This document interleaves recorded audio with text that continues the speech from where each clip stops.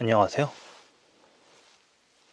지난번에 예고한 대로 이번 순서는 GTX가 아닌 좀 공항 특집 시리즈로 좀 가볼까 합니다. 우선 첫 번째 이야기로 얼마 전에 이제 박용진 의원이 김포공항을 이전시키고 뭐 그 자리에 아파트를 짓자 뭐 그런 얘기를 했었는데, 김포공항 이전 정말 이게 어떤 득과 실이 있을지 한번 알아보죠. 예. 일단 박용진 의원 뭐 들어는 많이 봤는데, 일단 서울 서쪽이나 수도권 서쪽 지역구가 아닌 거는 맞는 것 같아요. 뭐 한 번이라도 얘기를 들어보았을 법한데, 서쪽 정책이나 지역 현안에 대해서. 근데 그런 내용들은 이제 들어본 적이 없거든요. 박용진 의원이 뭘 했다. 근데 갑자기 뜬금없이 김포공항을 이전시키자고 했습니다. 그래서 좀 전혀 남의 지역을 신경 쓸 만큼 여유 있는 국회의원인가 하는 생각이 좀 들고, 김포공항 뭐 인천공항 쪽으로 이전하자. 김포공항 국내선 국제선 수요 전부 다 인천공항으로 보내고, 김포공항을 폐항시키고 이제 폐항이죠. 예, 시키고 그 자리에 이제 아파트를 짓자는 논리인데, 아무리 서울에 땅이 없다고 한들 굉장히 중요한 교통 인프라인 공항까지 뽑아버려서 날려버리고 아파트를 짓자. 이 얘기를 들으면 제일 좀 일단 어이없어 하실 분들이 제주도민일 겁니다. 그 이야기는 이제 나중에 하기로 하고, 문제는 지금 같은 이게 집권 여당 국회의원이죠. 박용진 의원이. 근데 본인이 이렇게 얘기를 했는데 뭐 여당이나 국토부 관계자 뭐 별 대응도 없고, 뭐 여당은 물론 야당도 그냥 한 귀로 듣고 한 귀로 흘려는 것 같아요. 뭐 딱히 추가로 뭐 이 코멘트에 관한 반응이 전혀 없는 걸로 봐서. 그 다음에 이제 4월 7일 서울시장 재보궐 선거가 있잖아요. 서울시장 후보들도 별 얘기는 없는 상황이고, 뭐 강서구 정치인들도 그냥 뭐 정치인들은 그냥 한 귀로 듣고 한 귀로 흘리는 좀 그런 수준의 좀 내용입니다. 혼자 말하고 있는, 좀 벽에 대고 말하고 있는 그런 느낌이고, 글쎄요. 그냥 그 정도로 일단 정치권에서는 아무 의미가 없는 이야기로 듣는 느낌인 거는 같고, 강서구민 입장에서 좀 자세하게 이 공항은, 김포공항이 없을 때를 좀 살펴보도록 하죠. 첫 번째 장점부터 보자면 일단 굉장히 넓죠. 그 활주로 길이만 3.6km입니다. 이게 제가 살고 있는 우장산역에서 가양역까지 차로 가면은 월주 한 4km 나올 거예요. 4km 혹은 3km에서 4km 정도 나오는데, 거리에 따라, 그 가는 루트에 따라서 강서구청 지난 루트 가면 3km 정도가 되고, 강서구청이 막히면 이제 발산역 양천 항교역까지 가서 거기서 양천로 따라 쭉 가는 방법, 그렇게 살짝 우회하는 방법이 한 4km 나오는데, 아무튼 엄청난 넓이의 부지는 확보할 수가 있겠죠. 그리고 이제 우리 입장에서는 고도 제한이 날아갑니다. 고도 제한이 날아가기 때문에 지금 고도 제한, 강서구 정치인들이 외치고 있는 고도 제한 완화 해결이 되죠. 그리고 지금 교통 그러니까 상당 부분 완성된 기교통 인프라로 썼는데, 쉽게 얘기해서 버스, 특히 지하철, 전철이죠. 지하철은 어느 정도는 좀 완성된 궤도에 올랐거든요.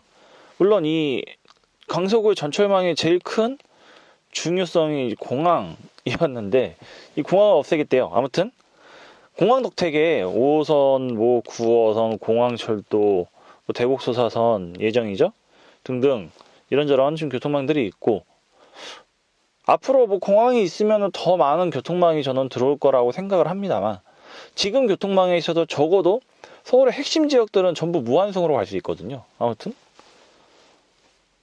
그리고 이제 항공기 소음에서 해방이 되는데, 이건 저희 강서구보다도 이 활주로 항로에 걸쳐 있는 지역들, 특히 양천, 김포, 광명이죠. 이쪽 지역들이 좀 많이 좀 혜택이 있을 겁니다. 그래서 이 정도의 좀 장점이 있고, 단점을 좀 살펴보도록 하죠. 장점에 비해서도 단점은 좀 많습니다. 우선 공항 근무자들의 이탈이 좀 뼈아플 수가 있죠. 강서구를 지탱하는 근간이 에어포트 시티, 이건 전통적인 강서구의 특징이죠. 원래 5호선 개통하고 나서는 방송 관계자, 그 다음에 공항 근무자가 대다수였다가 이제 방송은 상암으로 이동을 했기 때문에 좀 어느 정도 이탈을 한 걸로 알고 있는데, 이런 김포공항의 에어포트 시티라는 특징 때문에 많은 공항 근무자분들이 강서구에 거주를 하고 계시는 걸로 알고 있습니다. 저희 아이 친구들의 학부모들도 대다수가 글쎄요, 뭐 3분의 2는 마곡, 뭐 3분의 2는 공항, 거의 이렇게 나뉘어지는 듯 하더라고요. 예. 뭐 이러한 뭐 기혼자들뿐만 아니라 뭐 미혼자들도 지금 이제 코로나 때문에 뭐 이제 카페 같은 데 거의 안 다니긴 하는데, 코로나 이전에 뭐 스타벅스 마곡 쪽에 보면은 뭐 승무원분들이나 뭐 기장분들, 부기장분들, 혹은 뭐 여타 공항 특유의 그 유니폼 있죠? 그 유니폼을 입고 스타벅스에 계시는 분들도 드물지 않게 볼 수 있었습니다. 이러한 거주 인구들의 이탈은 뭐 강서구 입장에서는 좀 뼈아픈 부분이라고 할 수 있고, 그 다음에 이제 강서구 인프라 개선의 본질은 마곡과 김포공항이라고 썼는데, 사실상 마곡은 이제 완성되어 가고 있는 도시이기 때문에 지금까지 강서구를 책임지는 모든 전철 인프라망은 김포공항 혼자서 다 해결했거든요. 공항교통의 특수성이 사라진다라고 했는데, 그럼 도대체 공항교통이란 게 뭔데? 라고 얘기를 할 수가 있잖아요. 이건 제가 몇 년 전에 뭐 종종 얘기를 했던 부분인 것 같은데, 5호선과 9호선은 강서와 강동은 있는 노선이죠. 근데 5호선도 그렇고 9호선도 그렇고 마찬가지인 게, 모두 첫 개통은 강서에서 출발합니다. 강동은 항상 후순위 개통이었거든요. 물론 이제 차량 기지가 모두 서쪽에 있기 때문에 그러기도 하는데, 이렇게 강서와 강동을 관통하는 전철망의 첫 1순위 개통지가 강서인 이유는 뭐 공항교통의 특수성이라고 생각하면 아주 쉽게 답이 나오죠. 그리고 이제 여태까지 김포공항의 교통 인프라가 과거와 현재를 책임졌다면은, 미래는 강서구의 미래는 마곡이죠. 예, 마곡의 미래 역시 김포공항이 책임진다고 좀 보면 됩니다. 특히 이제 김포공항 국제성의 중요성은 마곡에 같이 끌어올리는 요인이라고 했고, 김포공항과 비슷한 포지션의 공항이 일본 도쿄에 있는 하네다 공항이죠. 뭐 저도 뭐 코로나19 때문에 뭐 갈 수도 없고, 뭐 제가 마지막으로 도쿄 하네다 공항 간 게 2019년 출장 때문에 갔었거든요. 10월에 갔었는데, 아무튼 왜 이 이야기를 하냐면은, 최근에 하네다 공항도 지금 복합 개발이 이루어져 가지고 아마 거의 마무리가 된 걸로 알고 있습니다. 2020년 정도에 작년에 마무리가 되었다고 그렇게 좀 알고 있는데, 공항이 어떻게 복합 개발이 됐는데? 라는 거잖아요. R&D, 컨벤션,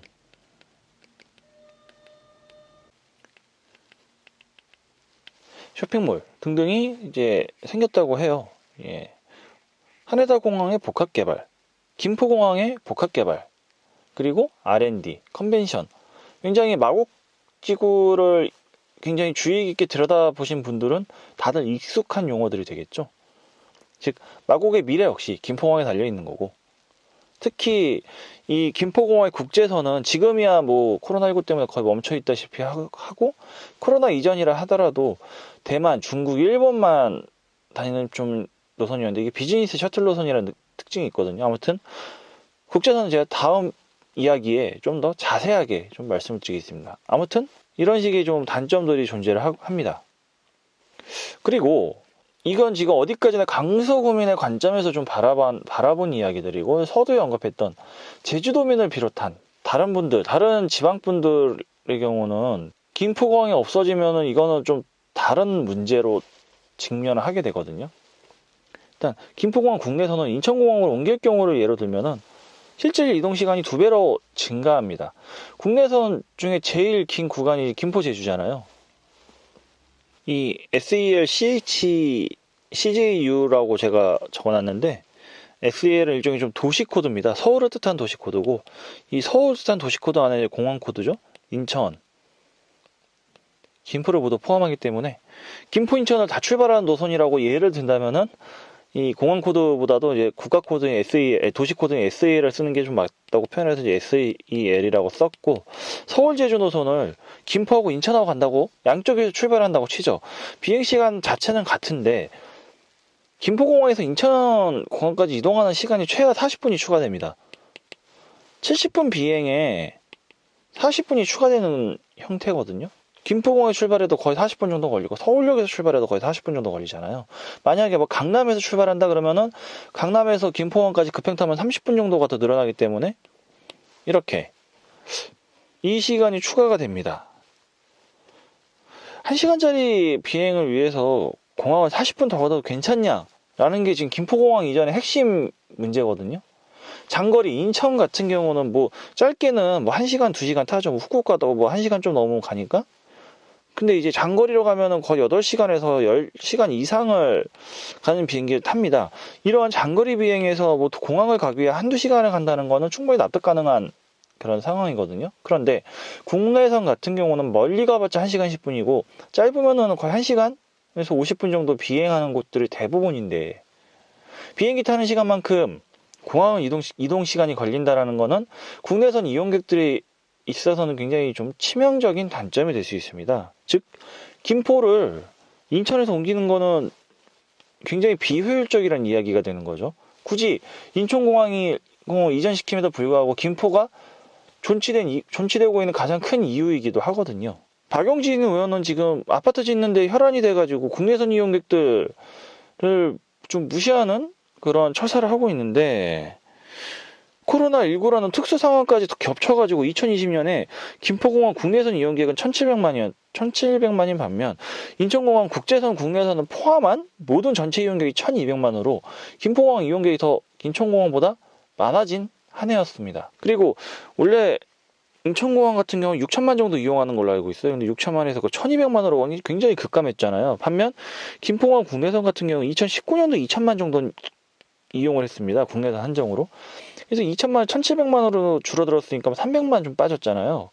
좀 10몇 % 빠진 반면에 인천공항 80몇 % 빠졌거든요. 1,700만에 다 인천으로 보내겠다라는 게 박용진 의원의 주장입니다.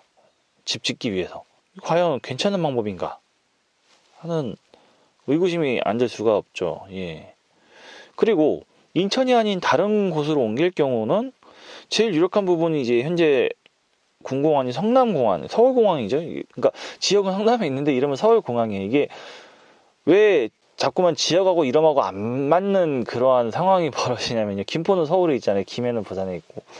원래는 서울의 공항은 여의도공항이었고 이게 여의도에 있는 공항 이름이 서울공항이었거든요. 이게 성남으로 가버리는 바람에 서울공항은 성남에 있는 거고 그 당시에 이제 김포는 군비행장이 있었는데 이거 이제 민간공항으로 바꾸면서 그리고 서울로 편입이 되면서 이름은 김포공항으로 그대로 남게 되는 하여간 뭐 서울공항이니까 이렇게 되는 건데 근데 지금 서울공항에 2천만 이용객 국내선이 이제 이용한다 치면은 그 일대 뭐 판교, 송파, 뭐 강남 동쪽, 동남쪽 이쪽 분들의 항공소음이 좀 커질 가능성이 좀 있거든요. 특히 강남은 그렇다 치죠. 판교나 송파 같은 경우는 지금 안 그래도 지금 성남공항에 군비행기들 소음이 좀 있는 것으로 알고 있습니다. 근데 이게 여기에 지금 군비행기를 쫓아낸다고 한들 지금 김포공항 강서구는 항로를 직접적으로 비껴나니까 오히려 그렇게 큰 소음에 대한 문제는 없는데 김포, 양천, 그 다음에 광명 이런 지역이 느끼는 비행기 소음을 판교하고 송파가 그대로 느끼겠다라고 하면 당연히 이쪽 분들은 반대가 심하겠죠. 그리고 그러면 제3의 부지로 지금 여길 빼면 사실상 거의 없습니다. 내륙지 자체가 없고 이런 문제를 일본 같은 경우 한 20, 30년 전에 겪어가지고 예를 들어 제일 유명한 공항이 간사이 공항이거든요. 땅을 못 찾아서 그냥 바다에 인공섬을 매립해가지고 여기다 공항을 만들었잖아요. 여기는 뭐 90년대, 80년대 기준으로 돈이 넘쳐나던 국가였으니까 이거 가능했던 거고 아무튼 설령 그리고 땅이 있더라도 그 인근 항공소음과 고도 제한의 민원을 극복해야 되는데 이거 지금 상황에서는 굉장히 좀 어려운 얘기입니다. 뭐 60년대, 70년대, 80년대까지만 해도 그 나라가 강제적으로 집행하면은 짤없이 그냥 주민들은 지역민들은 어쩔 수 없는 상황이었는데 요즘 세상은 그런 세상 아니잖아요. 이 엄청난 민원과 반대 의견을 어떻게 통과할 것인가. 그리고 공항이 생기더라도 일단 공항부터 지어놓고 비행기부터 띄운 다음에 그 다음에 이제 뭐 전철망을 로턴 뭐 교통 인프라를 개선시키든 하는가 보통 여태까지 그래왔습니다. 김포공항 60년대 생기고 나서 9호선은 90년대 생겼잖아요. 인천공항 2001년에 개항했는데 공항철도는 2000년대 중후반에 개통을 했잖아요. 다 마찬가지이기 때문에 공항을 놓을 테니까 교통망을 개선시키겠다라는 것도 그렇게 썩 현실적인 달래는 방법은 아니지 않나 싶습니다. 즉 사실상 없어요. 공항을 옮기겠다. 인천 말고는. 인천과 김포를 통합하겠다 말고는 사실상 다른 지역, 경기도 내 특히 북쪽은 안 됩니다. 한강 이북은 이제, 왜냐면은 바로 휴전선하고 맞대 있기 때문에 항로 짜는 게 쉽지 않은 걸로 알고 있고, 그럼 한강 이남인데, 뭐, 오산까지 가버리면 너무 멀죠? 예. 그러면 뭐, 광명, 부천, 그 다음에 뭐 지금 뭐 광명시 신도시 자리에 뭐 공항을 놓는다거나, 안 그러면 성남공항, 뭐 이 정도밖에 사실 선택지가 없는 상황이기 때문에, 뭐, 이건 거의 뭐 인천 말고는 불가능하다고 보고, 뭐 박영진 의원께서 주장하셨으니까 본인 지역구가 어딘지 모르겠지만 거기에 공항 유치를 한번 희망하시는 것도 하나의 방법이지 않나 싶고, 김포공항을 없애서 그 자리에 아파트를 짓겠다는데 인천공항이 아닌 다른 곳에 놓는다면 또 그만큼의 부지가 필요하다는 뜻이거든요. 별 큰 의미가 없는 그런 상황이 되겠죠. 그리고 이런 문제 말고도 지금 김포공항 같은 경우 또 다른 중요한 좀 역할을 수행하고 있습니다. 자, 우선 제가 오사카 간사이 국제공항과 이타미 공항이라고 있잖아요. 이게 우리나라의 김포공항하고 인천공항하고 똑같은 상황이거든요. 오사카가 있으면은 원래 이타미 공항이 국제선과 국내선을 다 취급하던 내륙공항이었다가, 내륙공항의 특징이 24시간 운행도 불가능하고 확장도 안 된다는 뭐 김포공항하고 동일한 문제를 겪어서, 아까 전에 얘기했듯이 맨 바다에 섬을 만들어서 간사이 공항을 만들었습니다. 우리나라 인천공항 같은 경우는 섬 두 개 사이를 메워서 이제 영종도와 용류도였나요? 정확하게 모르겠지만 하여간 섬 두 개를 그 섬과 섬 사이에 메워서 인천공항을 만들었거든요. 섬과 섬 사이를 메우는 것도 아니고 그냥 맨 바다에 섬을 만들어가지고 공항을 만들었습니다. 아무튼 이런 식으로 지금 간사이공항과 이타미공항은 매우 흡사한데, 2018년 태풍 제비로 인해 가지고 간사이공항이 침수당했습니다. 이게 태풍으로 인해 가지고 바닷물이 공항을 덮쳤거든요. 복구 자체는 빠르게 되었지만은 복구가 늦어질 경우는 간사이를 스톱시키고 이타미를 다시 국제선 국내선 한동안 쓰는 방안까지 좀 검토가 되었었다고 그렇게 알고 있습니다. 그렇다면은 인천과 김포의 공항, 왜 김포공항이 또 다른 중요성이 있는지도 얼추 감이 잡히시겠죠. 어떠한 예상치 못한 사고가 발생했을 경우 백업 공항을 좀 수행을 해야 됩니다. 인천의 백업이거든요. 만약에 김포가 없어지면은 제주나 간사이 공항이 이제 인천의 백업을 수행을 해야 됩니다. 물론 이런 반론이 있을 수도 있어요. 김포하고 인천하고 지리적으로 가깝기 때문에 인천공항 기상이 악화되면 김포도 똑같이 악화된다. 뭐 반은 맞고 반은 틀린 말이거든요. 반은 맞는데 왜 틀리냐? 김포는 내륙이고 인천은 해안공항입니다. 기후적 특성이 좀 다른 지역대에 속해 있는 공항들이거든요. 이건 제가 실제로 경험했던 일인데, 부모님께서 몇 년 전에 해외여행 가신다고 그래가지고 이제 공항 모셔다 드리러 이제 밤 비행기로 출발하시더라고요. 가는데 굉장히 가을이었던 걸로 기억해요. 김포 강서구까지는 괜찮았어요. 날씨가 아주 쨍쨍하고 좋았는데 그 영종대교 넘어갈 때쯤 되니까 해무가 엄청나게 껴가지고 앞이 안 보일 정도로 공항이 그런 해무에 휩싸여 있더라고요. 물론 이제 인천공항 같은 경우는 이제 뭐 ILS 뭐 카테고리 3 뭐 이런 말이 있는데, 이게 뭐냐면은 그러니까 비행기에서 그 기장들이 앞을 안 보더라도 단지 관제사들의 유도와 자동 착륙 장치 등등의 그러한 계기 전자장비의 도움을 받아가지고 시계가 하나도 안 보인 상태에서 착륙이 가능하기 때문에 인천공항 자체가 엔간한 악천후에서도 다 뚫어내릴 수는 있습니다. 그런데 2009년에 도쿄 나리타 공항에서 페덱스 항공기가 착륙을 하다가 착륙 실패를 해가지고 활주로 상에서 불이 난 적이 전소된 적이 있거든요. 당연히 이제 기장과 부기장 두 분은 사망을 하셨고, 이렇게 돼버리면 이제 나리타 같은 경우 활주로가 두 개인데 둘 중에 하나를 못 쓰게 돼버리면 공항이 굉장히 막대한 차질이 생깁니다. 이런 식으로 기상 문제가 아니라 공항 내부적인 문제 혹은 항공기 간의 사고 등등으로 인해 가지고 특정 활주로를 못 써버릴 경우는 김포공항이 백업이 필요할 때도 있거든요. 인천공항 같은 경우 현재 활주로 3개인 걸로 알고 있고 최종 5개로 늘어나기 때문에 활주로 한두 개 뻗는다고 공항이 마비될 정도는 아니겠지만, 이러한 좀 문제 아닌 문제, 공항 내부적인 문제가 발생했을 때 가장 가까운 백업 공항으로서의 기능을 수행해야 되는 그러한 문제점도 있습니다.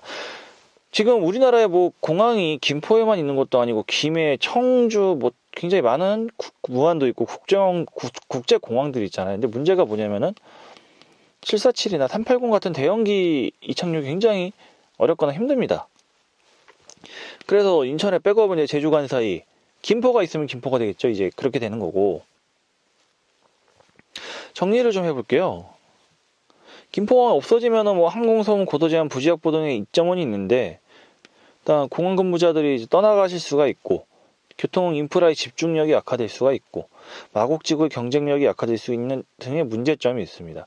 전에도 얘기했지만 뭐 김포공항 고속버스 터미널도 예정돼 있고, 광명시에서는 지금 광명역 활성화 방안으로 광명역 김포공항 KTX도 계획 중이라 그러잖아요. 다 이런 것들이 공항 보고 움직이는 거지 강서구 보고 움직이는 게 아닐 겁니다.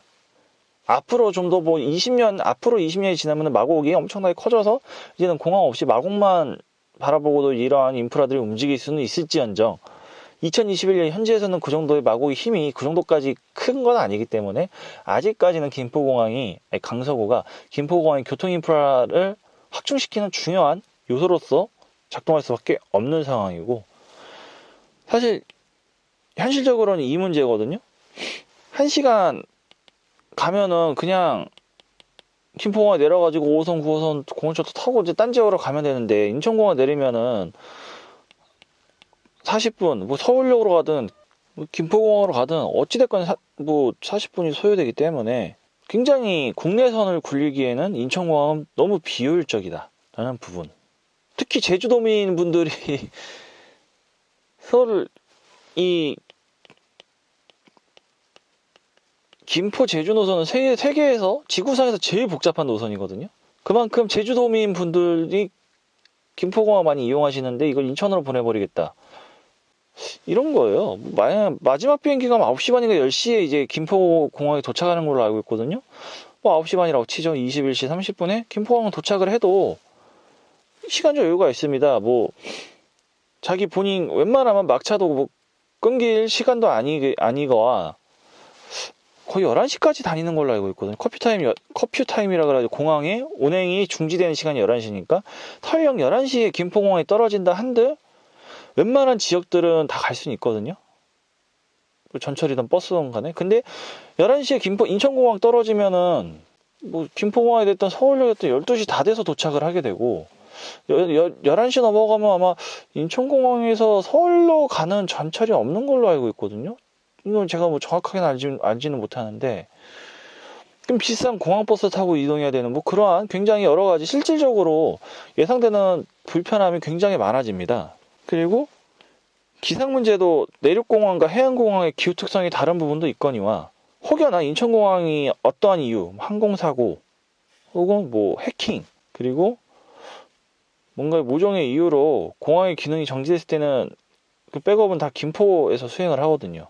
김포가 없으면은 제주나 간사이가 그 기능을 수행하게 되고, 제주가 됐던 간사이가 됐던 사실상 백업공항의 기능을 수행한다는 게 단순히 비행기 착륙이 가능하다, 연료 떨어지기 전에 비행기 착륙이 가능하다의 수준인 거지, 김포만큼 엄청난 수준의 백업을 지원하는 건 아니거든요. 김포나 인천이나 어디에 내려도 사실 인서울로 들어오는 대다수의 인구는 목적지가 같기 때문에 김포공항의 백업의 중요성은 아무튼 여전히 큽니다. 그래서 박용진 의원께서 뭐 김포공항 이전하자, 솔직히 얘기해서 좀 헛소리에 가까운 얘기고요. 별로 그렇게 귀담아 들을 필요도 없지만은 그 귀담아 들을 필요가 있는지 없는지를 한번 검증을 해보고 싶어서 이번 이야기를 만들었고, 개인적으로는 좀 감사하는 게 이래가지고 공항 특집이 아마 4부에서 5부 정도는 될 것 같습니다. 예. 그래서 다음 이야기는 어떤 이야기가 될 거냐면은 GTX-D의 인천 Y자분기 인천지선을 요구하시는 분들의 일관된 주장 중에 하나가 엄청난 인천공항의 이용객을 감당해야 된다라는 거거든요. 전 사실 그 의견 자체에도 반대합니다. 인천공항이 대한민국의 모든 국제선을 독점해서는 안 되거든요. 그래서 인천공항의 국제선 독점 문제, 이게 대한민국이란 국가 경쟁력에 어떠한 영향을 미치는지, 그리고 왜 인천공항이 지금까지 국제선 장거리 모든 노선들을 독점하고 있는지에 대해서 좀 이야기를 해보겠습니다. 오늘은 여기까지. 감사합니다.